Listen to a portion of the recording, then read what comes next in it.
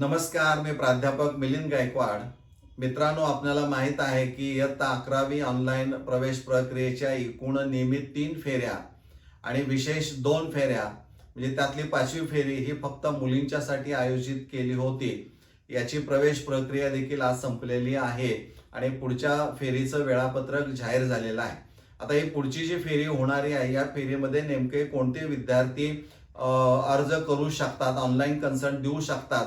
तर आज अखेरपर्यंत ज्या विद्यार्थ्यांनी स्टुडंट रजिस्ट्रेशन केलेलं नाही आहे ते यामध्ये सहभाग घेऊ शकतात, किंवा जे 11वी नापास आहेत परंतु त्यांना पुन्हा 11वी मध्ये प्रवेश घ्यायचा आहे ते सर्व यामध्ये समाविष्ट होऊ शकतात किंवा ऑनलाईन अर्ज करू शकतात. किंवा ज्यांनी अद्याप प्रवेशच घेतलेला नाही आहे, मिळालेला आहे परंतु घेतलेला आहे, मिळालेला आहे, कॉलेज अलॉट झालंय परंतु प्रवेश घेतलेला नाही, ते सर्व विद्यार्थी असणारे आहेत. आणि आजच 10वी पुरवणी परीक्षेचा निकाल लागलेला आहे. जर त्यामध्ये काही एटीकेटी धारक असतील आणि त्यांनी रिझल्ट त्यांचा पास असेल तर त्यांनी प्रयत्न करायला काही हरकत नाही. खरं वास्तविक पाहता यामध्ये एटीकेटी धारकांसाठी सुद्धा उल्लेख असायला हवा होता, परंतु तो दिसत नाही. परंतु मित्रांनो, तुम्ही जर क्लिअर केले असतील ते सगळं, रिझल्ट पास असेल तर प्रयत्न करायला काही हरकत नाही. हे सगळे विद्यार्थी आणि विद्यार्थिनी जे असणार आहेत, मुलं आणि मुली, हे सगळे इथं अप्लाय करू शकतात. आता यामध्ये जे वेळापत्रक असणार आहे ते नीट समजून घेणं गरजेचं आहे. इथं जो कालावधी आहे आणि त्या कालावधीमध्ये नेमकं काय करायचं आहे हे समजून घेणं खूप गरजेचं आहे. कारण आता हळूहळू फेऱ्या कमी होत जाणाऱ्या आहेत, परंतु शेवटचा विद्यार्थी जोपर्यंत या प्रक्रियेमध्ये येऊन प्रवेश घेत नाही तोपर्यंत फेऱ्या ह्या चालणार, हे आपणही लक्षात ठेवणं गरजेचं आहे. आता कालावधी दिलाय 16 जुलै 2026 दुपारी 3 वाजल्यापासून ते 18 जुलै 2026 सायंकाळी 6 वाजेपर्यंत.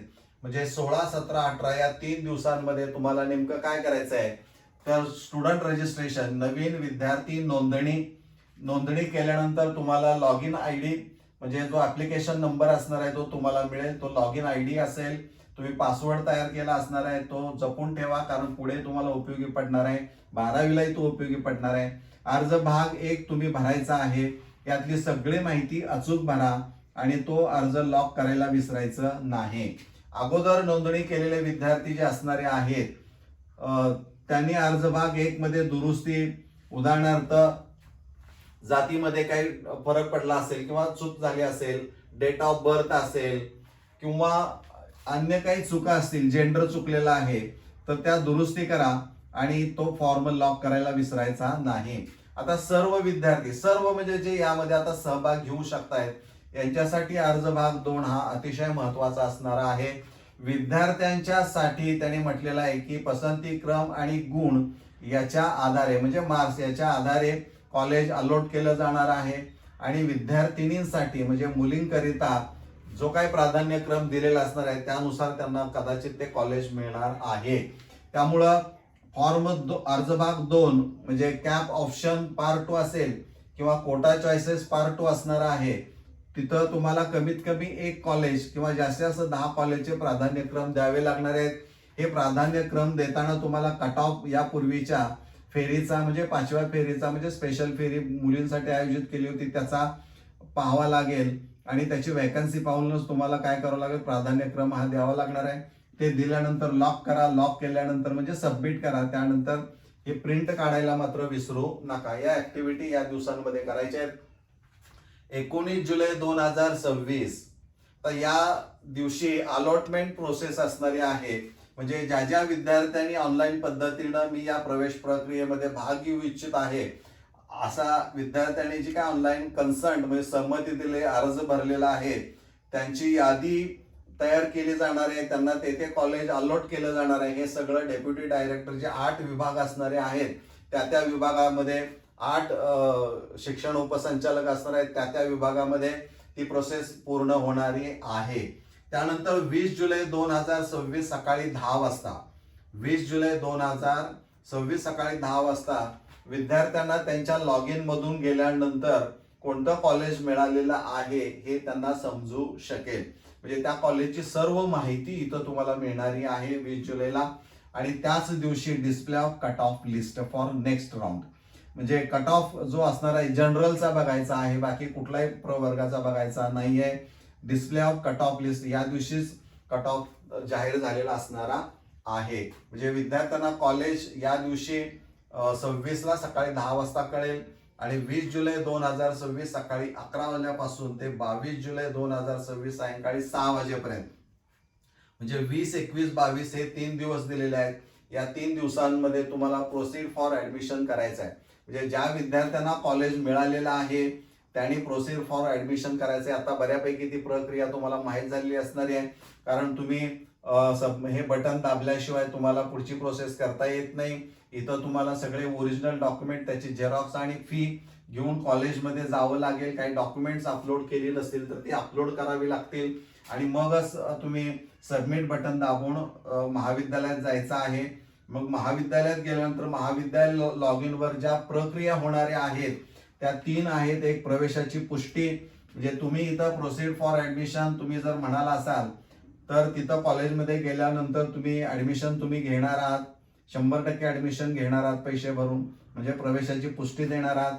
नकार जो असणार आहे, तुम्हाला कॉलेज मिळालेला आहे परंतु तुम्हाला ते पसंत नाही आहे, म्हणजे तुम्ही कॉलेजमध्ये जाऊन यांना नकार देऊ शकता किंवा मोबाईलवरनं देखील तुम्ही कळवू शकता मला कॉलेज दिलंय परंतु मी प्रवेश घेऊ इच्छित नाही, किंवा प्रवेश रद्द करणं. नकार आणखीन वेगळ्या कारणासाठी सुद्धा देऊ शकता की तुमचा इथं काहीतरी भाग 1 मध्ये चुका झालेल्या आहेत तर त्या कारणास्तव सुद्धा तुम्हाला दुरुस्ती करण्यासाठी तुम्ही नकार देऊ शकता. प्रवेश यापूर्वी घेतला असेल तर तुम्ही यापूर्वी कोणत्याही फेरीमध्ये प्रवेश घेतला असेल तर तुम्ही याच कालावधीमध्ये तुम्हाला तो प्रवेश रद्द करता येऊ शकतो. म्हणजे कॉलेज लॉग इन मधून ह्या चालणाऱ्या गोष्टी आहेत. तत्पूर्वी तुम्हाला प्रवेश घ्यायचा असेल तर प्रोसीड फॉर ऍडमिशन करावं लागेल. आणि 24 जुलै 2026 दुपारी 1 वाजता डिस्प्ले ऑफ व्हॅकन्सी लिस्ट, म्हणजे तुम्हाला पुढच्या फेरीसाठी ही रिक्त जागा पुढच्या फेरीसाठी म्हणतोय हे व्हॅकन्सी लिस्ट ही डिस्प्ले झाली असणारी आहे. म्हणजे या पद्धतीनं विद्यार्थ्यांनी जायचं आहे आणि शक्यतो या कालावधीमध्ये आपला प्रवेश कसा निश्चित करता येईल या दृष्टिकोनातून प्राधान्यक्रम कॉलेजचे द्या. तुमचे मार्क्स, ज्या कॉलेजमध्ये व्हॅकन्सी तुम्ही प्रवेश घेऊ शकता तिथं व्हॅकन्सी किती आहे, कमी असेल तर प्रयत्न करता येणार नाही कारण त्याचा कट ऑफ बघा.